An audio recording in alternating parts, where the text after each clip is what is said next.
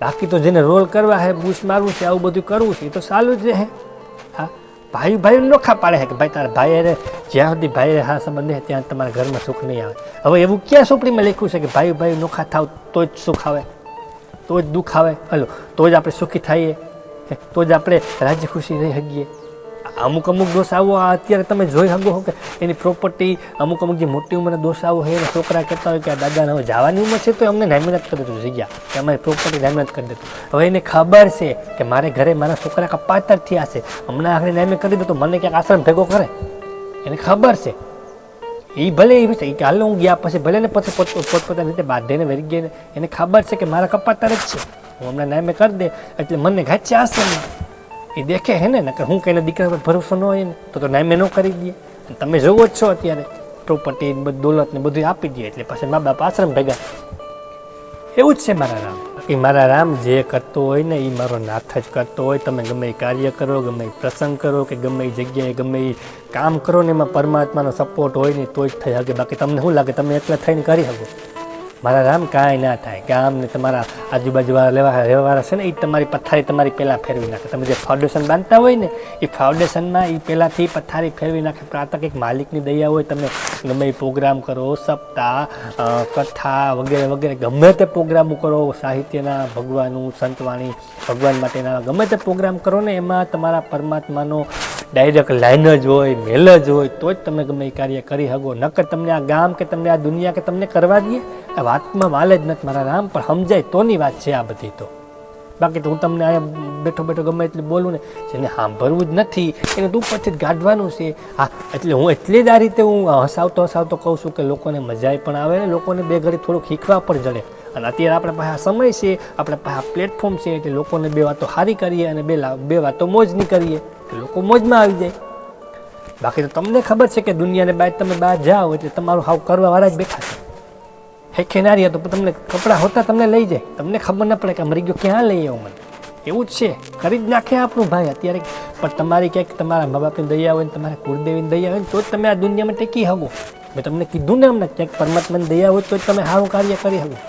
કે સારા કાર્યમાં હું વિઘ્ન દળવાળા કોઈ ન હોય, ઉભા જ હોય.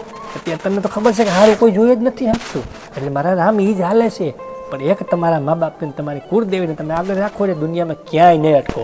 સારું કામ કરવું હોય તો. હા, બાકી ગામના બૂસ મારવા હોય, રોલ મારવા હોય તો એમાં કે તમારા કુળદેવી કે તમારા ભગવાન તમારો સપોર્ટ ના કરે. આપણા જન્મ પહેલાં આપણા મા બાપ બધી તૈયારી કરી રાખે ને. તમે માના ઉદરબા હોય ત્યારે તમારી બાએ એની બધી તૈયારી કરી રાખી હોય ને કે ઘોડિયું એના ઓલા કપડાં એનું આ ઓલું બધું એને સેટ કરીને જ રાખ્યું હોય. એને ખબર હશે કે મારા સંતાનનું કંઈ ઘટવા નહીં દઉં.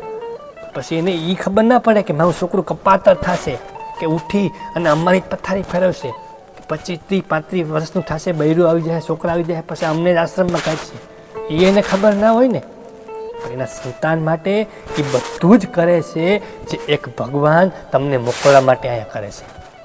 ભગવાન તમને બધું સેટ કરીને જ મોકલે છે. હું તમને એમ થાય કે એમને તમને ભગવાન અહીંયા મોકલી દીધા કે એમને તમારો જન્મ થઈ ગયો. ના, ક્યાંક કારણ છે.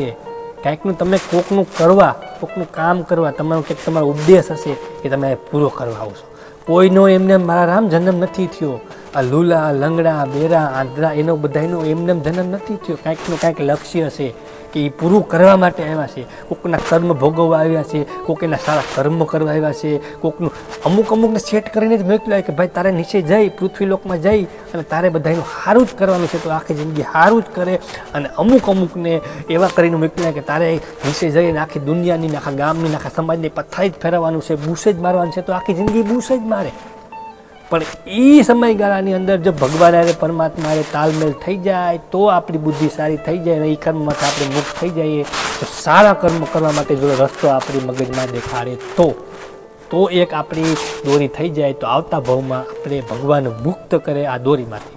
બાકી તો ભગવાને બધાને સેટ કરીને જ મોકલ્યા છે કે તમને એમ હે તમે આ બધું કરો છો એ તમે તમારી રીતે કરો છો. હા, 100% તમે તમારી મહેનત ઉપર કરો છો. પણ એમાં હાથ, એમાં પ્રેમ, એમાં ભાવ તમારા મા બાપ, તમારી કુળદેવી અને ઓલા પરમાત્માનું છે એટલે જ તમે કરી શકો. બાકી તમે એકલા કરી લે વાતમાં માલ નથી મારા રામ. હા, અને તમને એવું લાગતું હોય કે તમે એક છો, તમારી થકી આગળ વધો છો એ વાત ખોટી છે મારા રામ. તમે આગળ વધો છો, તમે તમારા કાર્યમાં સફળ છો, તો એના માટે થઈ ક્યાં તો તમારા મા બાપનો એમાં પ્રેમ છે, તમારા મા બાપની લાગણી છે, આશીર્વાદ છે, કાં તો તમારી કુળદેવીની. બાકી આ દુનિયામાં તમે ના ટકી શકો ને. સાંજે પથારી ફરી નાખે, તમારી પથારી ફેરવી નાખે, સાંજે તમારું પૂરું કરી નાખે.